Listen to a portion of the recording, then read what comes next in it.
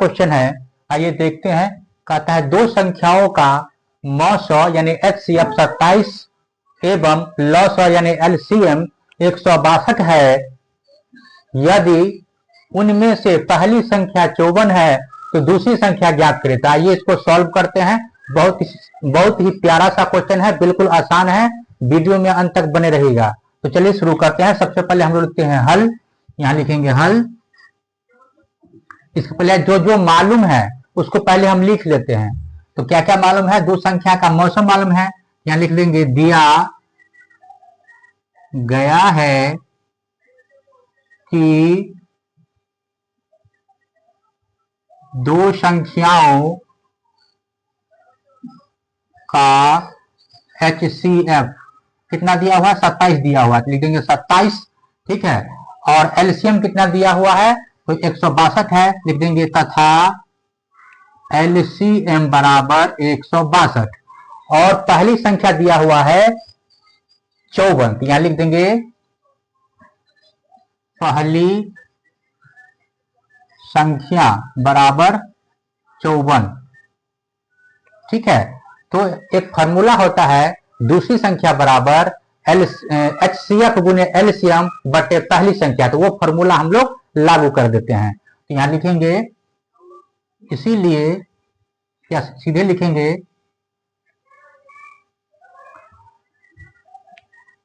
हम जानते हैं कि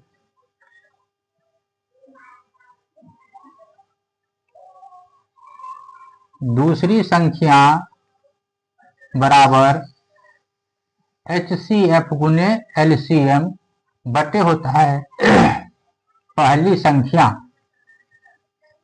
तो हमने यहां सूत्र लिख दिया है, दूसरी संख्या बराबर HCF गुने LCM बटे पहली संख्या। अब क्या करेंगे?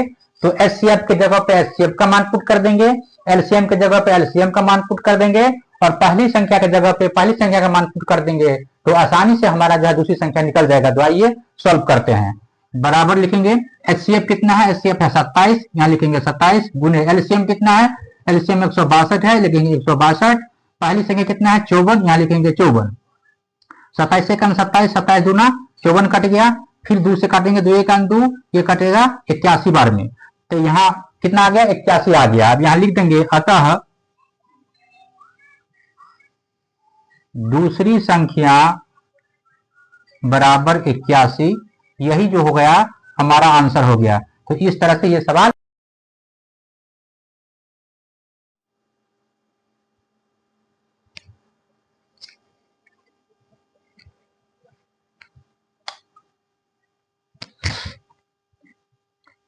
प्रिय विद्यार्थियों, हम लोग पढ़ेंगे क्रैश कोर्स का मॉडल सेट 3।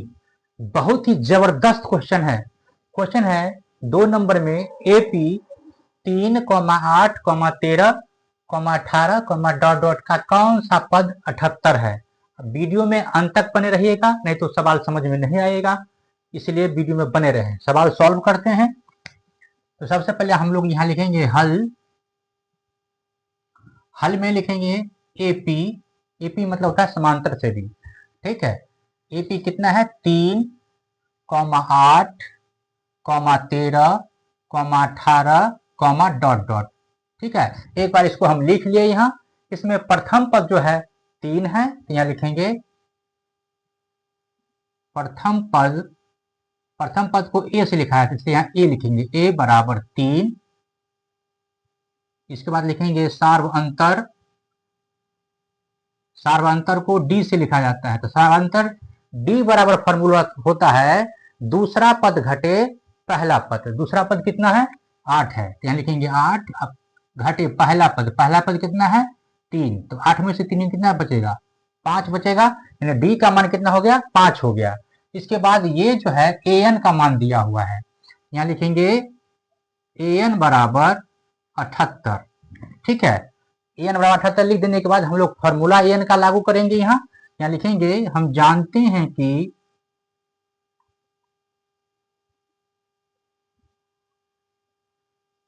AN बराबर A plus N-1 into D, ये होता है फॉर्मूला, ठीक है। AN का फॉर्मूला होता है A plus N-1 into D। अब जहां जहां ए एन है वहां ए एन का मान लगा देंगे, जहां ए है वहां ए का मान लगा देंगे, जहां डी है वहां टी का मान लगा देंगे। तो चलिए यहाँ सॉल्व करते हैं, और का चिन्ह यहाँ लगा लेते हैं क्योंकि आगे बराबर है। एन का मान है 78, यहाँ लिखेंगे 78 बराबर ए का मान कितना है 3, यहाँ लिखेंगे 3 प्लस एन मालूम नहीं है तो एन क्या नहीं रहेगा -1 गुने डी का मान कितना है 5, यहाँ लिखेंगे 5। इसके बाद यहाँ 78 का 78 हो जाएगा बराबर 3 का 3 हो जाएगा प्लस 5 को एन से गुना करेंगे तो हो जाएगा 5n माइनस 5 को 1 से गुना करेंगे तो हो जाएगा 5। उसी तरह से आगे सॉल्व कर लेंगे। 78 बराबर ये 3 में से 5 नहीं घटेगा, उल्टा घटाएंगे तो कितना होगा -2 हो जाएगा और प्लस बच जाएगा 5n, यहाँ लिख देंगे। इसके बाद 78 यहाँ लिखेंगे और ये -2 बराबर के बाद है पहले ले आएंगे तो क्या होगा प्लस में हो जाएगा, यहाँ लिख देंगे प्लस में 2 बराबर लिख देंगे 5n। ठीक है, अब 78 और 2 कितना हो गया, 78 2 हो गया 80, 80 बराबर हो गया 5n, यहाँ लिख देंगे n बराबर कितना हो जाएगा तो 80/5 हो जाएगा। ठीक है, कट जाएगा 16 पंचे 80, 16 मतलब 5 एक 5 और 16 पंचे 80, ये कट गया, इसीलिए n बराबर कितना हो गया 16 हो गया। अब यहाँ लिख देते हैं, आप लोग नीचे बना लीजिएगा। ठीक है, हम यहाँ लिख देते हैं कि एपी अतः एपी का 16वां पद 78 होगा, ये हो गया आंसर। तो इस तरह से ये क्वेश्चन सॉल्व हो गया, क्योंकि पूछ रहा था कौन सा पद 78 होगा, यानी कौन सा पद 78 है, तो एपी का जो है 16वां पद क्या है 78 है। तो इस तरह से ये क्वेश्चन सॉल्व हो गया। ये 2 नंबर में अक्सर बिहार बोर्ड में पूछा जाता है, कई बार पूछा भी गया है। डायरेक्ट ये क्वेश्चन पूछता है, यानी डिजिट भी सेम रहेगा, डायरेक्ट उठा के परीक्षा में पूछ देगा, इसलिए क्वेश्चन को सही ढंग से समझ लेना है। ठीक है,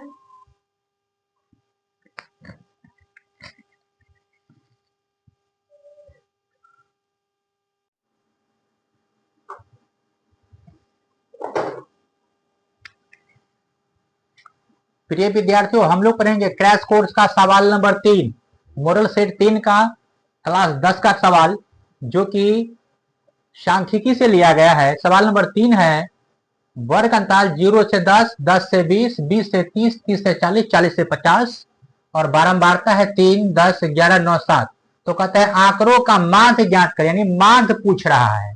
ठीक है, तो इसको बहुत सरल तरीके से हल करेंगे, आप लोग वीडियो में अंत तक बने रहिए। तो आइए सॉल्व करते हैं।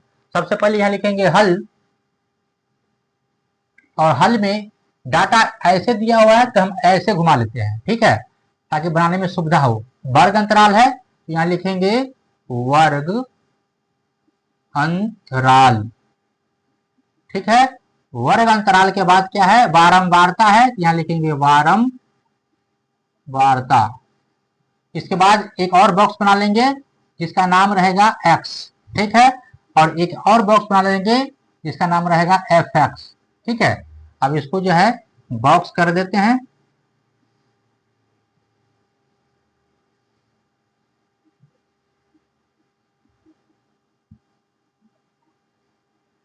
चलिए, तो वर्ग अंतराल में वर्ग अंतराल पहले हम लिख लेते हैं।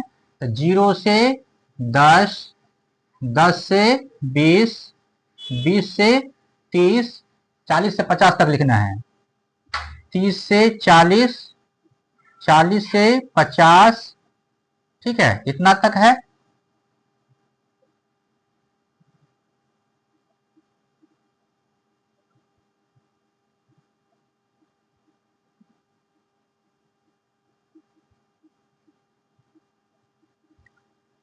इसके बाद है बारंबारता में 3, 10, इसके बाद है 11, इसके बाद है 9, इसके बाद है 7। ठीक है, तो बारंबारता को f से लिखा जाता है, यहाँ f भी लिख देंगे। ठीक है, और x का मतलब होता है वर्ग चिन्ह, यानी दोनों को निम्न सीमा और उच्च सीमा को जोड़ देंगे और 2 से भाग देंगे तो वो वर्ग चिन्ह निकल जाएगा। तो 0 और 10 को जोड़ेंगे तो 10 होगा, और 10 में 2 से भाग देंगे तो कितना होगा 5 होगा, यहाँ लिखेंगे 5। उसी तरह से इसको भी 10 को और 20 को जोड़ेंगे तो 30 होगा, 30 में 2 से भाग देंगे तो कितना होगा 15, यहाँ लिख देंगे 15। उसी तरह से 20 और 30 को जोड़ेंगे तो हो जाएगा 50, 50 में 2 से भाग देंगे तो हो जाएगा 25।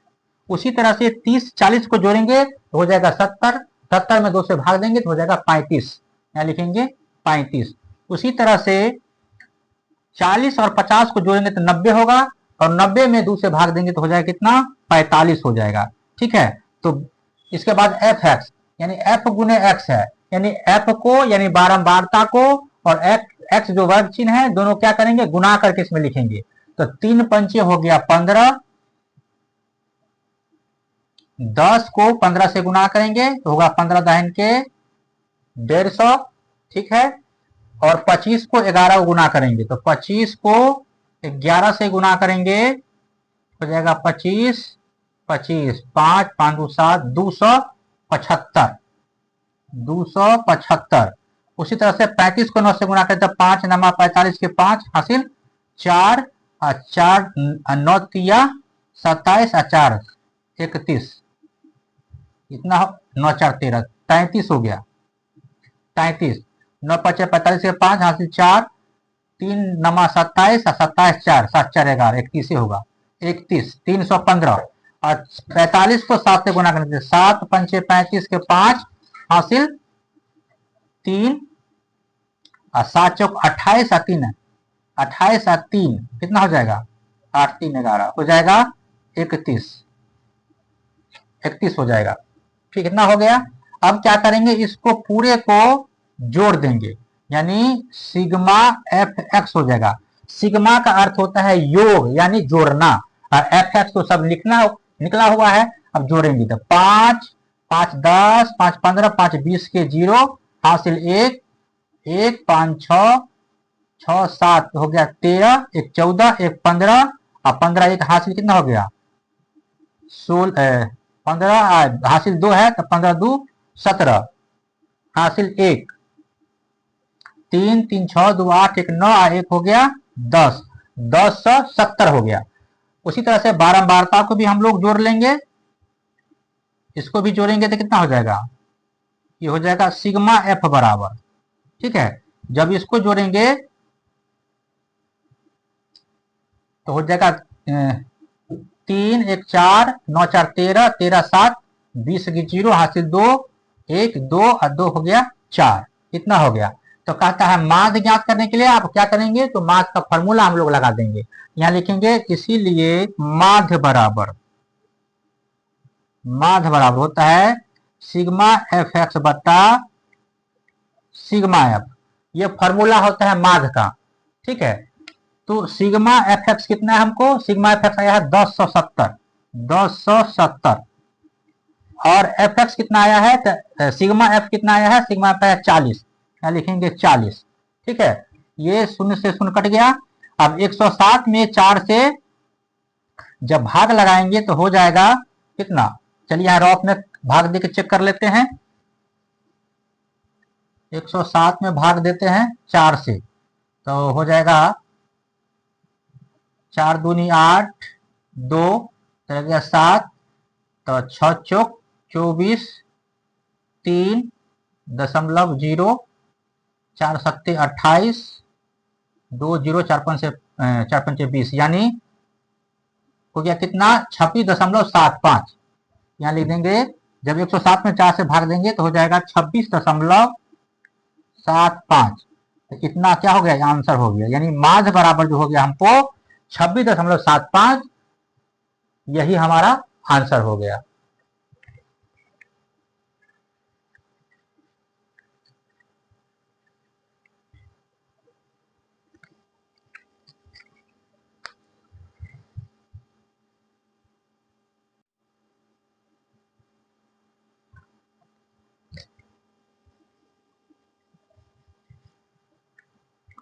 प्रिय विद्यार्थियों, हम लोग पढ़ेंगे मॉडल सेट 3 का सवाल नंबर 4, जो कि काफी शानदार क्वेश्चन है।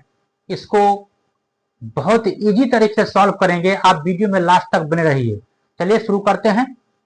क्वेश्चन है ऐसी दो संख्या ज्ञात करें जिनका योग 27 है और गुणनफल 182 है। ये क्वेश्चन कई बार बोर्ड परीक्षा में पूछा गया है, हर 2 साल बाद करके ये क्वेश्चन पूछा जाता है 2 नंबर में, इसलिए वीडियो में लास्ट तक बने रहे। ठीक है, चलिए इसको सॉल्व करते हैं। सबसे पहले यहां लिखेंगे हल। कहता है ऐसी दो संख्या ज्ञात करें जिनका योग 27 है और गुणनफल 82 है। दो संख्या की चर्चा हो रहा है, लेकिन हमको संख्या पता नहीं है, तो सबसे पहले हम लोग संख्या पता करेंगे, है ना, यानी मान लेंगे। तो लिखेंगे माना कि पहली संख्या बराबर x। ठीक, यहाँ लिखेंगे माना कि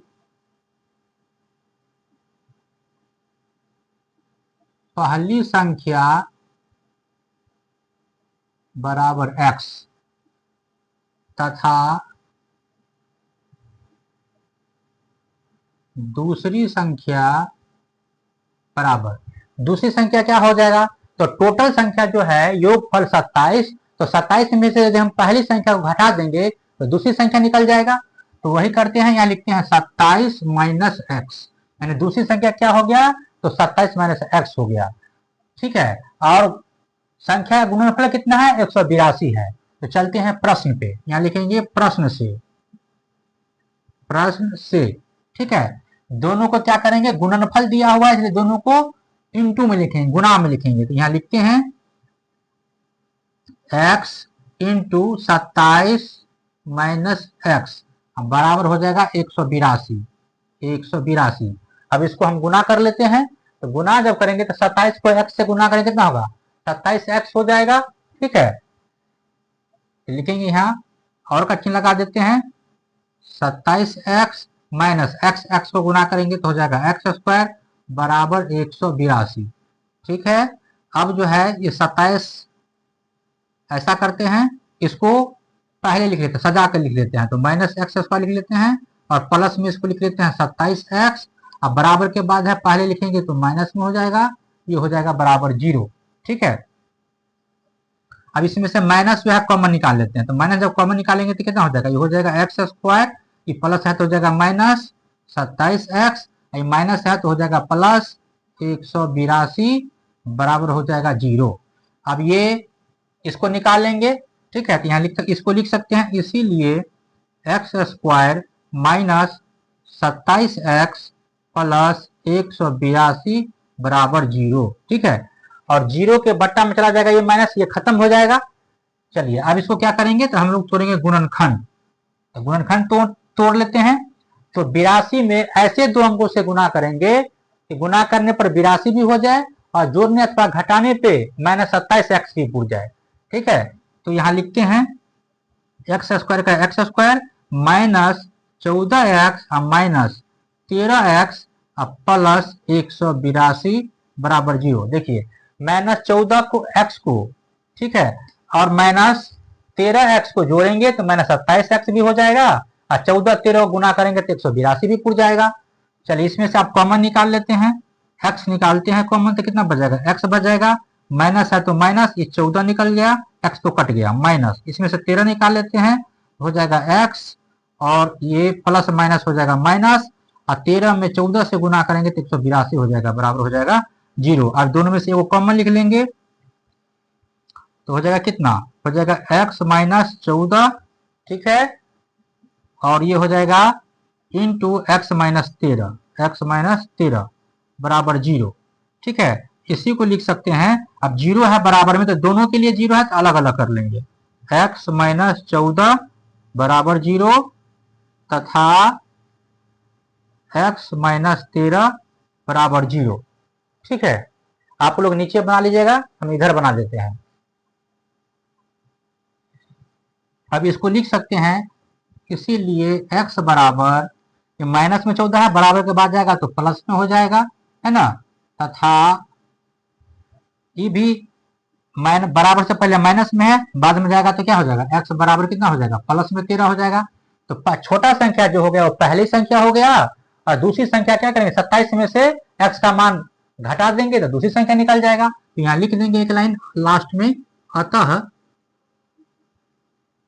पहली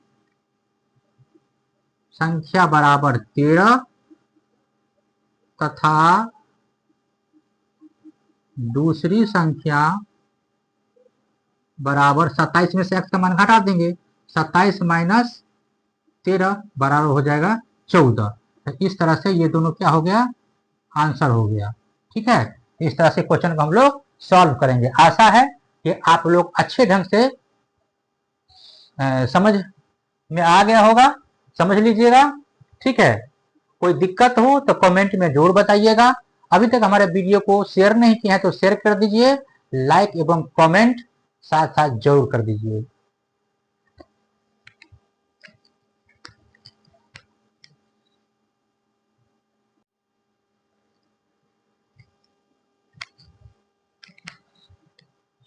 प्रिय विद्यार्थियों, बहुत ही इजी क्वेश्चन है, त्रिभुज से लिया गया सवाल है।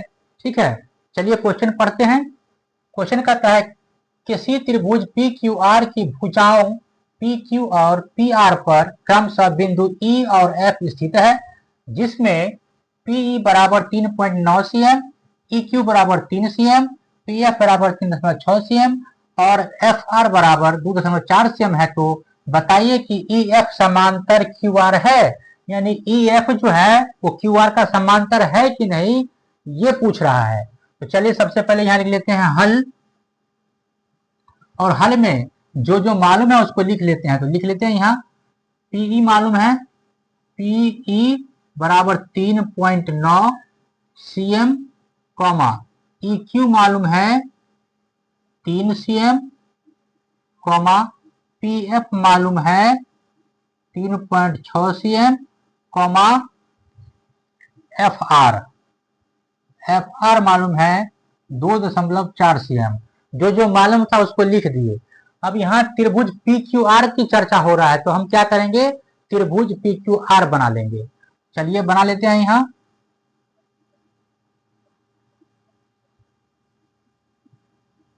ये लिखेंगे P, यहाँ लिखेंगे Q, यहाँ लिखेंगे R। ठीक है, त्रिभुज पी क्यू आर बना लिए।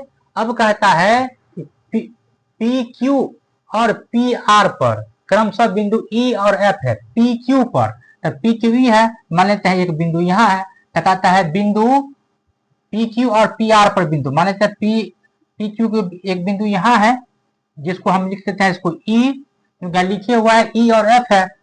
इसको मान लेते हैं पी आर, है ना, पी आर पर भी है तो पी आर को मान लेते हैं F। दोनों को क्या करते हैं, मिला देते हैं। ठीक है, जब दोनों को हम मिला देते हैं तो इस तरह का चित्र बन जाता है।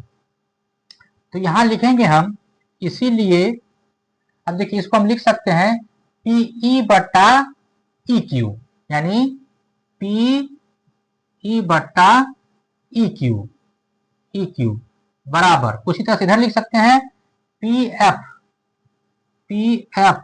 बट्टा एफ आर, इस तरह से लिख लेंगे। अब क्या करेंगे, सबका मान दिया हुआ है, इस मान को हम बैठा देते हैं। तो चलिए बैठा देते हैं। तो पीई कितना है 3.9, यहाँ लिख देते हैं 3.9 बटे ई क्यू कितना है, ई क्यू है 3, यहाँ लिखेंगे 3 बराबर है, तो बराबर पी एफ है, तो पी एफ कितना दिया है 3.6, यहाँ लिख देंगे 3.6 बटे एफ आर है, तो एफ आर कितना है 2.4, यहाँ लिख देंगे 2.4। ठीक है, अब इसको दशमलव उड़ाएंगे तो कितना होगा, दशमलव उड़ाएंगे तो हो जाएगा ये 39/3, नीचे में दशमलव, नीचे में एक शून्य हो जाएगा, यानी 30 हो जाएगा। ये हो जाएगा, ये दशमलव से दोनों दशमलव उड़ेगा तो हो जाएगा ये 360/240, क्योंकि दोनों में दशमलव है, दोनों में दशमलव उड़ाएंगे तो नीचला वाला जो है एक ऊपर शून्य चला जाएगा, ऊपर वाला एक नीचे आ जाएगा। इस तरह से हो जाएगा, तो ये शून्य से शून्य कट गया। ठीक है, इसको काटेंगे तो हो जाएगा 10 तिया 30 और 13 तिया 39, इतना हो जाएगा। ये हो जाएगा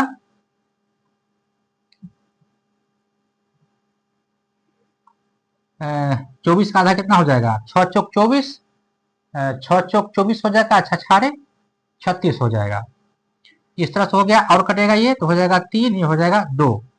ठीक है, अब नहीं कटेगा, इसको लिख सकते हैं, इसीलिए 13/10 बराबर 3/2। अब देखिए क्या ये दोनों बराबर है, नहीं है, तो यही ना पूछ रहा था क्या ई एफ क्यू आर के समांतर है? तो बिल्कुल नहीं है। यहां लिख देंगे अतः ई एफ समांतर, यहाँ ये समांतर नहीं है, इसे देखिए काट देंगे, बराबर नहीं है, ठीक है। यहाँ जगह क्यू आर, क्यू आर नहीं है, नहीं है, यही बताना था इसको, यही हो गया आंसर, ठीक है। तो इस तरह से ये क्वेश्चन सॉल्व हो गया।